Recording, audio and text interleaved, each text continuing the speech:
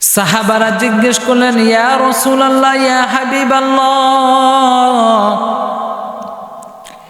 এমন একজন মহিলা যে ফরজ ইবাদত করে, রমজান মাসে রোজা রাখে, দান সদকা বেশি বেশি করে, কিন্তু যখন কথা বলে, প্রতিবেশীদের সঙ্গে যখন কথা বলে, খোঁচা মেরে কথা বলে, এমন মহিলার ব্যাপারে আপনার অভিমত কি? রাসূল সাল্লাল্লাহু আলাইহি ওয়াসাল্লাম বললেন, ওই মহিলা ইবাদত করতে পারে বেশি বেশি, দান সদকা করতে পারে বেশি বেশি, কিন্তু মানুষকে খোঁচা দিয়ে কথা বলার কারণে মহান রব্বুল আলামিন তাকে জান্নাতে দিবেন না।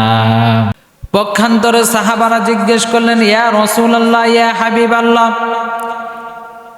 আরেকজন মহিলা যে সীমিত আকারে ফরজ ইবাদত করে, রমজান মাসে রোজা রাখে, সীমিত আকারে দান সদকা করে, বেশি কখনো ইবাদত করতে পারে না, কিন্তু যখন প্রতিবেশীদের সঙ্গে কথা বলে, তাদের সঙ্গে ভালো ব্যবহার করে, তাদের সঙ্গে এমন ব্যবহার করে যাতে তারা যেন কষ্ট না পায়, কথা বলার সময় খুব বিচক্ষণের সাথে কথা বলে, কাউকে খোঁচা মেরে কথা বলে না, রাসূল সাল্লাল্লাহু আলাইহি ওয়াসাল্লাম বললেন, এমন মহিলাই বেহেশতের অধিকারী।